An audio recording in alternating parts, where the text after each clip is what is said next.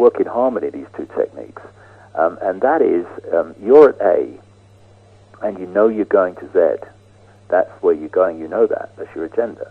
But if you go from A to Z in one great leap, then the change is so vast that people look up from the game shows or whatever and say, what's going on? What's going on?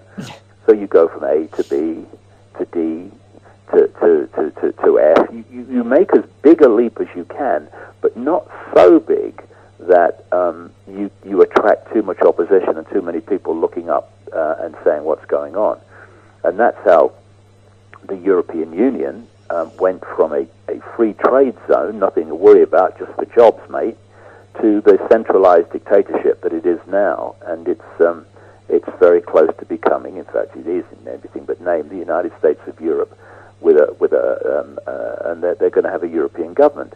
And the structure they want, which affects Australia, the structure they want is that world government, world central bank structure I talked about. And under that, they want at least, probably more than this, but they want at least 4 superstates.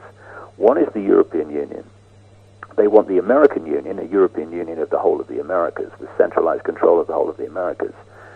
They want an Asia-Pacific Union, which would encompass Australia, again with centralization of control over economics and much of the politics. And they want and they indeed have already got, an African Union to control the whole of Africa from a central point. And only last week I was reading that the African Union is now preparing to appoint a president of Africa, just as the European Union is preparing to appoint a president of Europe. And again, it's all about centralization of power, because the more you centralize power, the more power the few at the center have over everybody else. And because the more you centralize power, the more power you have to centralize even quicker.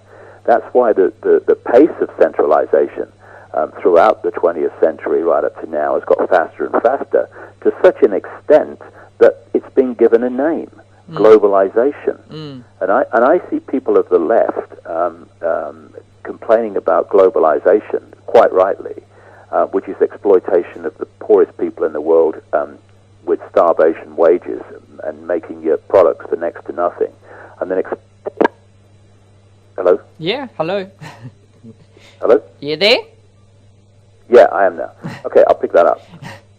It's I just got a... Hello? Hello. Ooh, yeah. Are you getting that on the phone? I am. What is that? I have no idea. Nothing's happening this end. Oh, that's strange. It's like a little pip every now and then. Yeah, that's right. I don't know what that is. Anyway, yeah, I'll pick that up. Okay.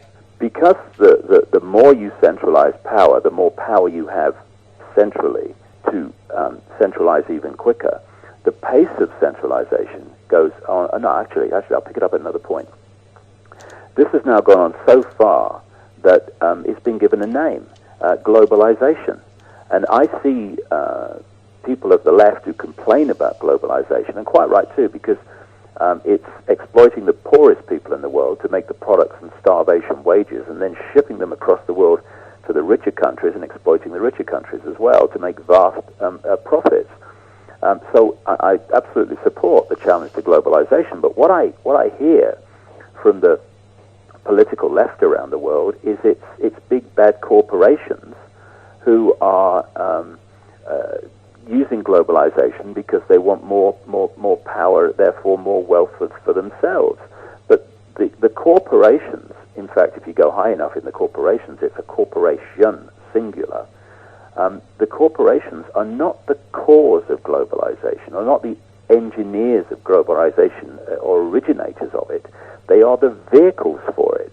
The originators of globalization are this network of families that I've been exposing all these years, which are behind this constant centralization of power in the world.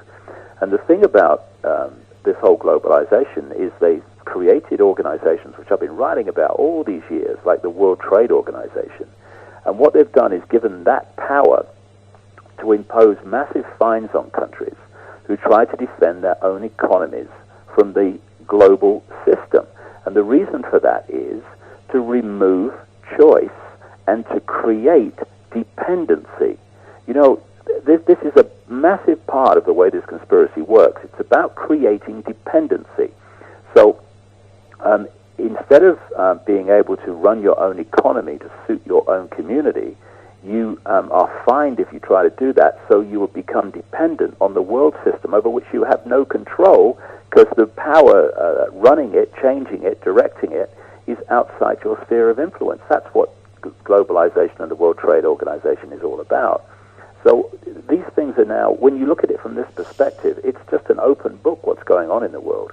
But if you look at it from this side against that side, left against right, and all this stuff that political minds, how political minds see the world, then you're so focused on the twigs you can't see the forest.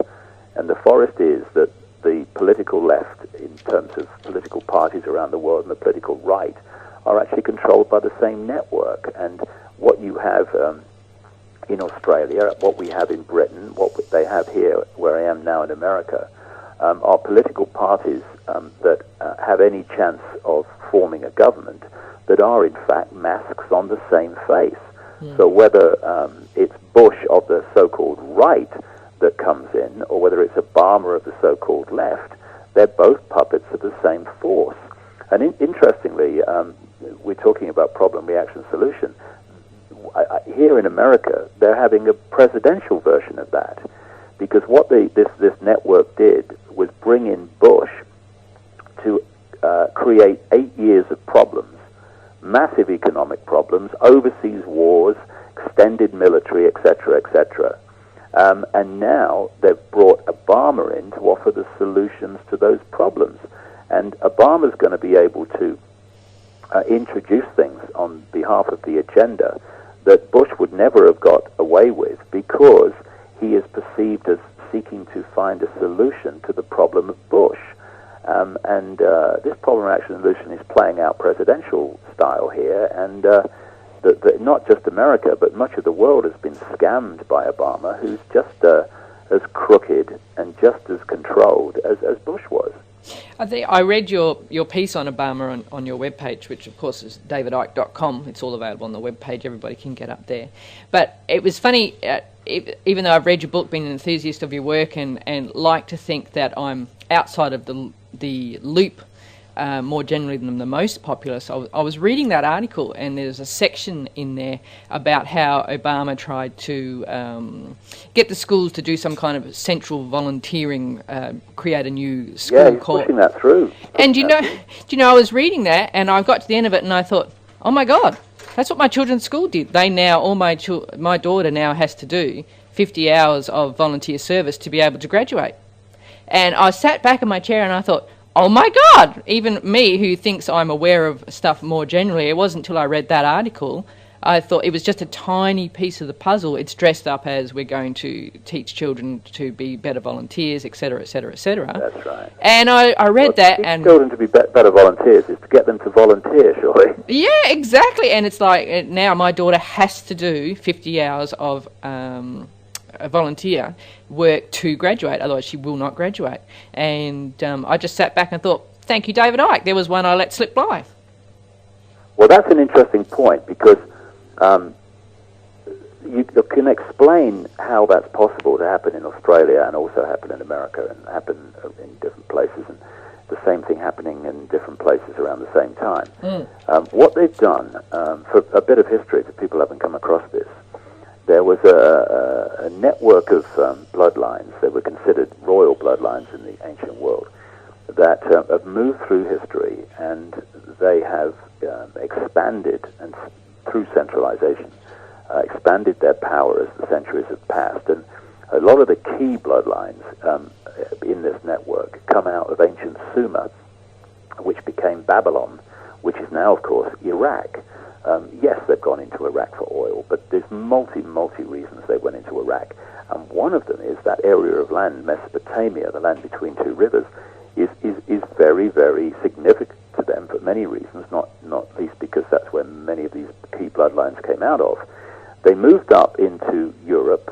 They were the bloodlines behind the Roman Empire, the creation of the Christian church.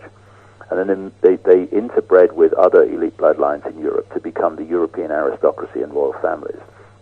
And then, through the colonialism of the world, the colonial powers of Europe, they expanded those bloodlines